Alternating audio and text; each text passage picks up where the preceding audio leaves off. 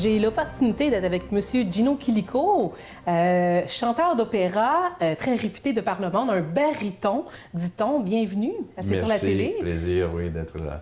Et M. Normand Bergeron, l'abbé Bergeron, connu pour son passage comme curé dans la paroisse Saint-Michel, qui est maintenant à Salaberry-Valleyfield. Bonjour. Bonjour, Chantal. Un passage qui a été quand même un 15 ans minimum. Exactement. Et on est réunis ensemble parce que très prochainement, le 15 novembre, si je ne me trompe pas dans les dates, un très beau concert qui va avoir lieu à la basilique cathédrale Sainte-Cécile à Salaberry-Valleyfield avec vous, M. Gino Chilico. Pas seulement vous, il y a une équipe, il y a une soprano qui est là, il y a un pianiste très connu, il y a une chorale. Oui. On parle d'un spectacle de grande envergure là, qu'on veut présenter à Valleyfield, si je ne me trompe pas.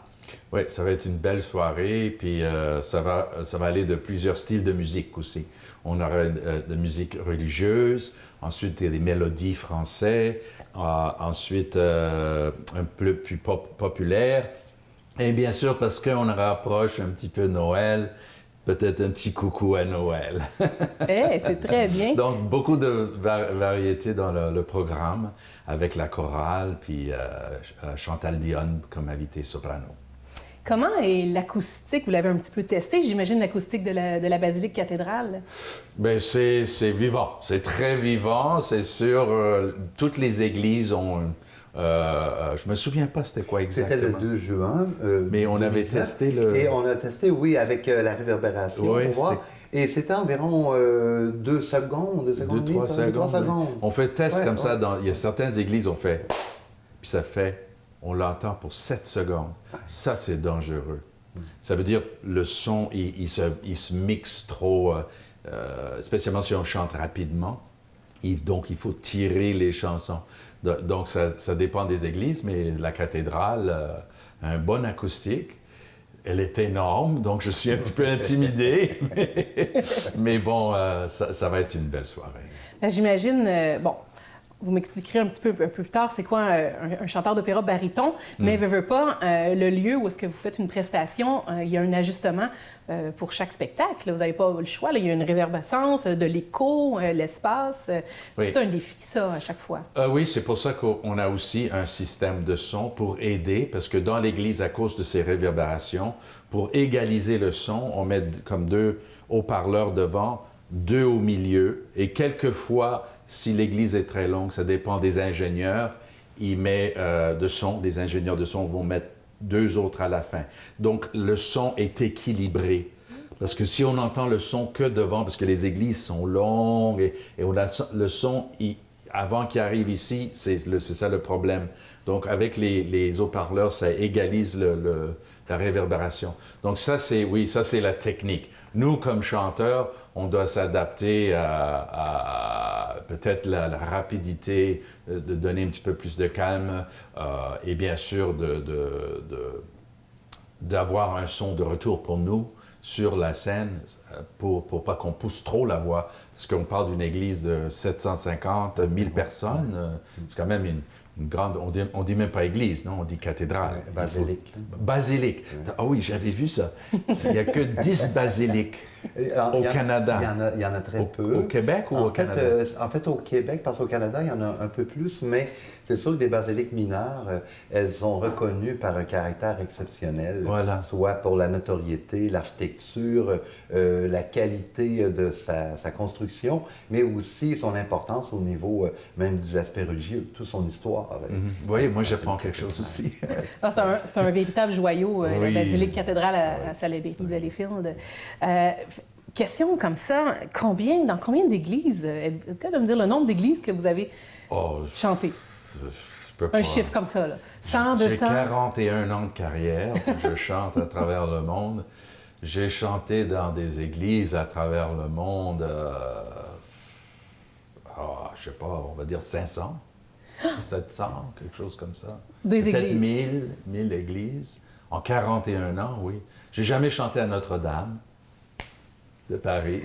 Il est trop tard pour l'instant. Mais j'ai fait le rôle de Quasimodo, alors. Bien, justement, est-ce qu'on est baryton? Est-ce qu'on devient baryton? Baryton, c'est la voix moyenne. Presque tous les hommes sont des barytons. Après ça, on a les ténors, c'est les voix plus aiguës. Et souvent, c'est eux qui font les amants dans les opéras. Moi, je parle que opéra, là. Et bien sûr, ils sont plus en demande, les ténors. Puis ils sont réputés d'être diva et tout ça. Le baryton, il est stable. Et le basse, bien sûr, c'est la voix grave. Puis lui, il est toujours calme. C'est lui qui fume des cigarettes, quelquefois qui boit la bière avant le spectacle. Ils sont très calmes, les basses. Donc ça, c'est comment on catégorise les voix d'hommes. Mais après ça, aujourd'hui, on a donné plein d'autres catégories, comme baryton dramatique, baryton léger, baryton lyrique. Mais c'est vraiment... Il y a vraiment trois. C'est le ténor, le baryton et le basse. C'est ça les trois catégories. Et vous vous situez dans quelle sorte de baryton, le lyrique? Moi, je m'appelle un baryton lyrique. Donc, je chante presque beaucoup des rôles de baryton, normal, Don Juan de Mozart ou Figaro dans le Barbier de Séville, ces genres de personnages. Mais le baryton dramatique, lui, il chante plus les opéras de Verdi, qu'on appelle un compositeur Verdi, que lui a écrit vraiment pour les voix plus lourdes. Mon père était chanteur d'opéra, c'était un baryton verdien, et il chantait un des grands rôles, c'était Rigoletto de Verdi. Parce qu'il faut le dire, vous avez eu une certaine influence de vos parents dans votre carrière, j'imagine. Votre père, qui est quand même très connu, M. Louis Kilico, votre mère, pianiste et tout ça, fait que vous avez grandi dans cette bulle musicale-là. Le chemin, il s'est comme tracé, là. Oui, ben, ça a commencé avec les bicyclettes Kilico à Montréal. C'est mon grand-père. Mon père a travaillé dans les bicyclettes Kilico. D'abord, le premier Kilico qui est arrivé, c'était un ingénieur qui a aidé à construire le tunnel Montréal qui passe. Donc, Kilico était appelé pour ça. Il est venu de Grèce parce qu'il était sur un projet là-bas et il a amené sa famille. Son garçon a commencé le commerce bicyclette Kilico et ensuite mon père il a travaillé 10 ans dans le bicyclette avant de devenir chanteur d'opéra. Il est arrivé tard au métier, mais il a découvert ma mère qui était pianiste. Il avait vu une photo d'elle à Archambault, le vieux magasin sur Sainte-Catherine. Sur Berry-Sainte-Catherine. Ouais. Puis il est tombé amoureux de cette photo et il a rencontré une soirée après des spectacles et il a essayé de la romantiser, on dit ça? Courtiser. Ça n'a pas marché parce qu'elle partait en Italie pour une bourse d'études à Santa Cecilia, à l'école de Santa Cecilia à Rome. Et mon père a travaillé sur un bateau. Il s'occupait des vaches et un taureau pour traverser l'Atlantique, pour la retrouver à Rome. Et il a marié à Rome dans une petite chapelle au Saint-Pierre de Rome. Wow. Là, c'est une histoire vraiment romantique. Et voilà. Donc, moi, j'ai grandi dans cet univers de musique. Mon père, ma mère, j'entendais le piano toute la journée. Papa qui travaillait, j'étais souvent, comme je dis au public, quand je fais mes concerts, j'étais souvent en dessous du piano, en train d'écouter cette musique. Et c'était extraordinaire parce que le piano, toute la réverbération et la voix de mon père qui chantait. Donc, ça faisait partie de ma vie. Mais comme tout jeune homme à un certain âge, l'adolescence, je suis tombé amoureux des Beatles et donc j'ai complètement parti dans l'autre sens. Dans le populaire. Pour me retrouver plus tard dans la vie à revenir au classique. Alors ça c'est un longue histoire raccourcie assez vite. Là. Vous avez fait quand même des bonnes écoles, des grandes écoles pour vous perfectionner dans votre art. Bien, c'était difficile l'école parce que à l'époque, chaque fois papa déménageait. On a quitté Montréal pour Paris. Non, Londres d'abord. On a vécu à Londres. Donc, mon père m'a mis dans l'école anglaise. Ensuite, on a déménagé de Londres en France. Et mon père pensait, maintenant, je suis avec l'Opéra de Paris, je chante beaucoup là, on va mettre les enfants à l'école française. Donc là, j'ai dû switcher tout en français, puis c'était très difficile à le jeune âge de changer. Ensuite, tout d'un coup, après 5 ans, on déménage en Italie, à Rome. Là, mon père pensait, on va rester là, donc on va mettre les enfants à l'école italienne. Donc là, j'ai commencé l'école italienne et c'est pas avant que là, ils ont vu que c'était très difficile. Donc mon éducation était très mélangée et nulle, comment on dit ça? Pas de place de stabilité. Voilà, j'étais pas très bon en anglais. Je dis souvent qu'on me demande des interviews, je dis, je calcule en français parce que j'ai appris mes mathématiques en français. Quand tu me fais un numéro, je compte en français. Quand je écris une lettre, parce que j'ai plus étudié en anglais, je fais tout mon business en anglais. Et mon écriture française, elle est terrible. D'abord, le français, c'est tellement difficile comparé à l'anglais, je trouve, mais pour bien écrire. Et quand je me fâche en italien. Le cœur, c'est incroyable. Oui, mais c'est vrai, c'est quand ça sort, j'explose en italien. Quand j'écris, quand je pense business, c'est en anglais, quand je calcule, c'est en français. Et voilà, donc c'était difficile, mais à la fin de l'histoire, je parle 3 langues, je chante dans ces 3 langues, en plus en russe et en allemand, mais latin aussi, bien sûr. Mais voilà, donc ça m'a aidé dans mon métier, bien sûr, d'avoir cette culture, de grandir avec tout ça. Je dirais, les jeunes d'aujourd'hui vous qualifieraient de citoyens du monde. Ouais, je me sentais comme ça jusqu'à mon début à New York, au Metropolitan Opera. On a fait l'histoire. On est le premier père et fils d'avoir chanté 2 Canadiens au Met dans l'histoire. Et ce soir-là, il y avait même CNN News qui nous a couvert. C'était vraiment quelque chose d'exceptionnel. Ce soir-là, on nous a permis de faire le dernier rideau. C'est-à-dire même devant l'opéra, c'était Manon. Souvent, c'est Manon qui prend le dernier salut. Mais ils nous ont dit, père et fils, allez et faites votre salut. Puis quand on est sortis, toutes les fleurs ont été jetées sur nous et un gros tas de fleurs est arrivé, enveloppé comme ça, puis je ne savais pas ce que c'était, puis c'était un drapeau canadien. Et j'ai fait ça, puis je dis, et là, tous les Canadiens, ouais! Il a affiché son identité. Donc, quelque part, j'ai affiché mon identité parce que je me sentais vraiment ni Canadien, ni Italien, ni Français, ni Québécois, si on veut dire aussi, parce que j'étais... citoyen du monde. Un citoyen du monde. J'imagine avec tous les voyages que vous avez faits, puis tout ça, à un moment donné, on cherche un port d'attache. Votre port d'attache, il est-tu au Québec? Là? Maintenant, oui. Ouais, okay. Je suis revenu à Montréal, ma famille, mes cousins, mes cousines. Je voulais que mes enfants grandissent ici, pas comme moi, à travers le monde, d'être stables dans leur éducation. Et donc, ils parlent 2 langues, 3 langues, mais pas éduqués comme ça, trop mélangés. Alors, non, j'ai voulu absolument ça. Donc, je suis revenu à Montréal, puis je suis très heureux. Puis je dis tout le temps, c'est une des plus belles villes au monde pour vivre à Montréal. Oui. Vous m'avez ouvert une petite porte tantôt en me parlant de votre attrait peut-être pour les Beatles à une certaine époque, parce que, bien sûr, chanteur d'opéra plus classique, mais vous avez qu'est-ce qui vous a amené par la suite à la comédie musicale ou des spectacles un peu plus, même collaborer avec des chanteurs populaires? Dernièrement, en 2008, là, Jean Valjean, là, Les Misérables, que j'ai vu, que j'ai adoré en passant. Le Starmania. J'ai fait aussi Notre-Dame de Paris. Ça, c'était tout grâce à comment il s'appelle, avec les lunettes? Luc Plamondon. Oui, je taquine, je savais son nom.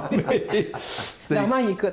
Oui, non, c'était Luc qui m'avait demandé en audition pour m'entendre pour Starmania. Puis moi, je suis arrivé, puis j'ai chanté, bien sûr, J'aurais voulu être un artiste.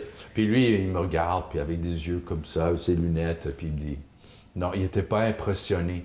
Mais il me regarde et il dit « Gino, toi, tu as l'air un petit peu comme rebelle. Tu sais, je te vois bien en Johnny Roquefort, tu sais, le rôle de Johnny. » Puis je dis « Je connais pas. » Il me donne de la musique, je regarde, je vois c'est très aigu.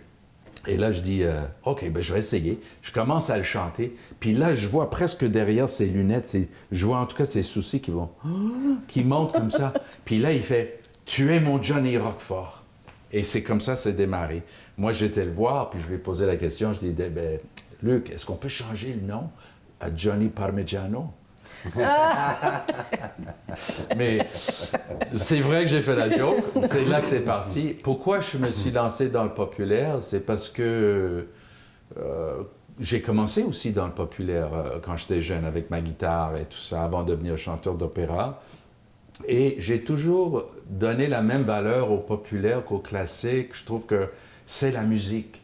C'est sûr que tu verras jamais Gino Chilico chanter du hip-hop ou du, je sais pas, non, jamais de la vie. Ça, c'est parce que même le jazz, par exemple, j'adore le jazz, mais je ne me permettrai jamais de chanter. Pourquoi? Parce que je trouve que je ne peux pas donner de la valeur à cette musique. Elle est tellement... J'ai pas ça dans mon sang. Mais si vous remarquez, les chants populaires que je fais, c'est quand même des chants qui prennent une voix. Quasimodo, ça prend une voix. Et Luc Plamondon m'a dit, Gino, chante-le avec ta voix. Jean Valjean, c'est un opéra. C'est vraiment un opéra, mais on l'appelle une comédie musicale, mais c'est un opéra. Il n'y a pas de texte parlé, c'est de la musique du début à la fin. Notre-Dame de Paris, c'est du musique début à la fin. Il n'y a pas de texte. Souvent, les Broadway, les musicales, on a du texte dedans. Starmania, non plus, je pense qu'il y avait pas. Oui, mais Marie-Chantal Toupin, là. Ah oui, là, je me suis lancé un petit peu dans des folies. Oui, quand même, c'était c'était très touchant. Ça, je trouvais que c'était bon parce que de mélanger une rockeuse avec un chanteur classique, je trouvais que c'était le rock à l'opéra et l'opéra au rock, là. C'est ça. Donc, c'était des expériments, on dit ça, des expérimentations. Des expériences pour voir si je pouvais me mettre dedans. Comme le jazz, j'ai essayé de chanter une, mais c'est les feuilles mortes. Mais Michel Legrand. Mais faut que je trouve pas ce rythme dans mon corps. La jeune Marie-Lou, entre autres. Là. Ah oui. Ça, c'était un grand succès pour nous. Toi et moi. Oui. Ça, je serai là pour toi. C'est ça. Beaucoup de gens ont aimé ça parce que c'était une chanson, un duo d'espoir aussi. Ça donnait beaucoup de... Oui. Je l'utilisais souvent pour des baptêmes. Ah oui. Moi, j'ai beaucoup de commentaires toujours aujourd'hui des gens qui m'écrivent que ça nous a aidé à passer des moments difficiles. Parce que ça peut être le père et sa fille, ou le grand frère et sa sœur. Ça peut être ton ami, ton grand ami. Tu sais, donc, c'est toujours, je serai là pour toi dans la vie. C'est très touchant. Vous avez gagné plusieurs prix, un Grammy Award, vous avez un disque d'or, dont plus de 500 copies. Officier de l'Ordre du Canada, et vous avez même chanté pour Élisabeth II. Oui. Racontez-moi ça, juste savoir l'histoire. Et la princesse Diana aussi. Et la princesse Diana. Oui, Charles et Diana, oui, tous les deux. J'ai dansé avec elle-même ce soir. Ah oui? Mais je n'ai pas une photo. C'est triste. J'aurais aimé avoir une photo avec elle. J'ai une avec Élisabeth, en lui donnant la main. Bien sûr, c'est elle qui a tendu la main d'abord, parce qu'il ne faut jamais... Étiquette, hein? Mais est-ce qu'on est nerveux ou c'est un être humain comme un autre? C'est sûr que pour Diana, j'ai chanté en audience privée, dans un salon comme ici, plus large. Donc, ils étaient là devant moi. C'était un concert privé. Mon Dieu, je suis devant la princesse et le prince. Donc, c'est impressionnant. Mais Élisabeth, elle était là dans la salle. C'était un grand spectacle. C'est sûr qu'on la rencontre après. Toutes des choses comme ça, recevoir l'Ordre du Canada, un Grammy Award, un disque d'or et tout ça, c'est des beaux cadeaux dans la vie, c'est sûr. Mais je n'ai pas fait ce métier pour rencontrer ces gens-là. Un des gens, si on veut parler, qui m'a excité le plus, c'était Spock. Vous connaissez Spock? Ben oui, Star Trek. Il est venu pour me voir chanter. Il aimait l'opéra. Alors, il est venu. Moi, quand je l'ai vu, j'ai tombé par terre. C'est dans notre jeunesse. Hein? Oui. Spock, il est là. Il est en train de me voir chanter. Donc, non, c'est des beaux cadeaux dans la vie. C'est des beaux cadeaux, tout ça. Puis, c'est sûr que... Et là, prochainement, le concert bénéfice à la Basilique cathédrale qui va avoir lieu le 15 novembre, on en a parlé un petit peu au début de l'entrevue. C'est un concert bénéfice parce que l'Église a besoin d'aide pour la restauration, entre autres, du clocher et sûrement plus. Expliquez-nous un peu l'importance, là, parce que ce concert-là va attirer beaucoup de gens, mais les profits, les surplus vont servir à... Bien, en fait, la Basilique cathédrale, ça fait déjà depuis 2002 qu'elle a subi un grave incendie. Donc, on se retrouve après 17 ans à être toujours dans la démarche de la restauration. En plus, les clochers n'étaient pas au départ dans les travaux. C'est une sorte d'élément qui est devenu, par les inspections qu'ils ont faites en disant c'est risqué, parce qu'il semble qu'il y a des pierres qui pourraient tomber de la structure. Alors, il a fallu penser à un surplus dans le financement de la restauration de l'origine. Parce qu'il y a trois moment important. 2002, aller jusque, on pourrait dire, pendant les premières années, ça a été la restauration de la voûte. C'était la restauration dans le chœur. Ça a été quelques bancs de restaurer. On n'a pas encore l'ensemble des bancs. Ensuite, il y a la phase qui a été, bon, structurelle de base, mais la deuxième phase, c'est la question là, les vitraux avec les grandes orgues et avec aussi la question des bancs à poursuivre et d'autres éléments. Et là, les clochers sont arrivés, on a dit, avec les ingénieurs, les architectes, partout, on ne peut pas laisser ça. Il faut qu'une pierre tombe sur quelqu'un, aujourd'hui, on peut imaginer la hauteur de ces grandes structures. Alors, il a fallu faire 5 étapes, c'est-à-dire 5 lots. Le premier lot qui était à partir des démantèlements de toutes les pierres, d'un clocher est, du clocher ouest. Une autre phase qui était après ça au niveau des cheminées. Ensuite, bien là, on a eu le lot 3 qui était de remonter un clocher et le lot 4 où on vient de terminer l'année passée là, le clocher, on dit du côté secteur est, mais tandis que le ouest, l'autre clocher est encore en construction. Et les clochers, les travaux, c'est pour une somme d'au-delà de 4 millions. Alors aujourd'hui, depuis 2002, donc, la campagne de financement pour la restructuration et la restauration de la cathédrale a été au-delà de 15 millions et jusqu'à 18 millions.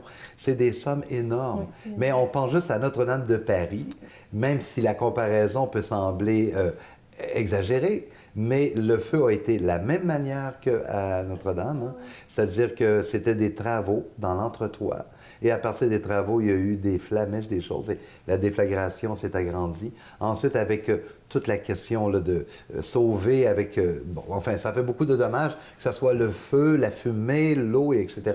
De sorte qu'à travers cela, on n'a pas eu la pluie d'euros comme il s'est passé en Europe par des compagnies, par des mécénats. Le Québec est dans une toute autre réalité. Alors, c'est ça. On est maintenant... Je vais chanter fort. Mais moi, j'arrive dans un contexte où ça fait 3 ans que je suis à la basilique cathédrale et je me rends compte de l'ampleur et des défis qu'on a devant ce milieu-là. D'autant plus qu'on peut comprendre, après 17 ans, c'est pas simple de garder en action une campagne et un soutien du partenariat du milieu, les gouvernements, bon. Et en fait, le gouvernement provincial donne des subventions, mais c'est à raison d'une part où on doit nous aussi chercher la façon de collaborer. Bon. Alors, il y a tout cela qui est là-dedans, mais la campagne Une pierre à la fois, c'est une campagne qui a débuté en 2015, avant moi, donc sous l'époque de d'autres collaborateurs, et qui se retrouve maintenant depuis ce moment jusqu'à aujourd'hui, en 2019, et on avait prévu 5 années pour pour compléter l'ensemble des travaux. Mais à cela, je pense qu'il y a eu une belle réponse de plusieurs participants, des donateurs du diocèse, des différentes régions, parce que là, je trouve ça important, Chantal, et avec Géno, de dire, tantôt, il parlait de dire, il a fait combien d'églises dans le monde. Mais quand on voyage des églises dans le monde, on voit ces chefs-d'œuvre dans l'histoire de l'humanité. C'est des véritables constructions où, pendant des époques, c'était les meilleurs ingénieurs, architectes, artisans. On pense juste là, la Sagrada Familia qui est en train de se poursuivre là, à Barcelone, en Espagne. C'est un cheminement où les gens ont le respect, le sens d'un sacré culturel patrimonial. Et la cathédrale, bien, je pense que c'est important de vouloir lui redonner cette force, cette intensité. Et moi, je pense qu'actuellement, on a eu environ sur 13 000 pierres, parce que c'est 13 000 pierres qu'on a fait au coût de 100 $ la pierre.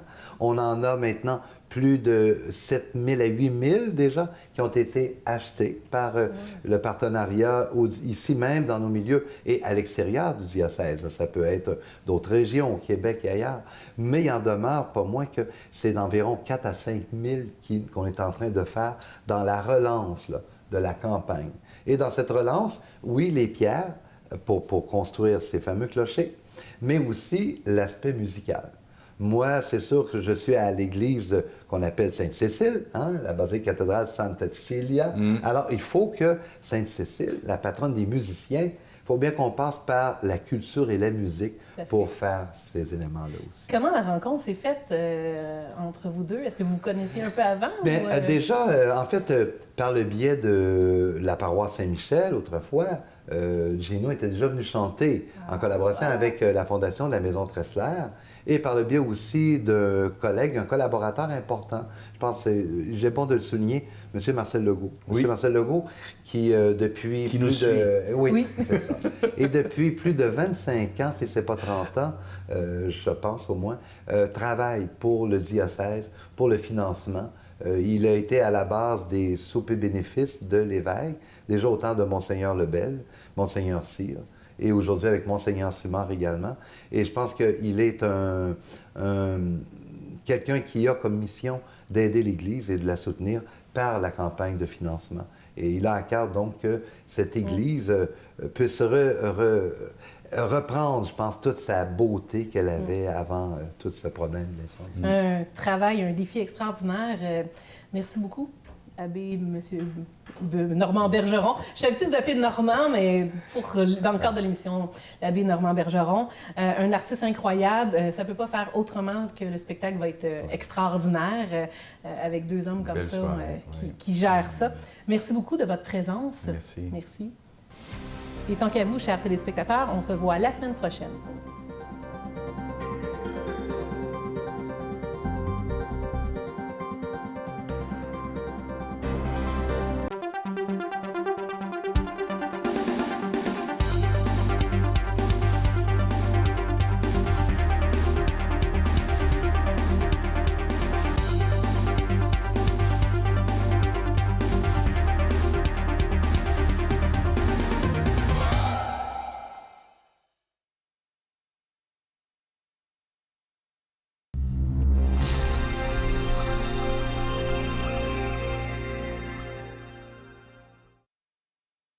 C'est dans le grenier de la maison historique Joachim Génus, dans le parc Valois de Vaudreuil-Dorion, que j'animerai l'émission Mosaïque présentée par C'est sur la télé. Nous parlerons culture avec des artistes et des artisans de la région. C'est un rendez-vous.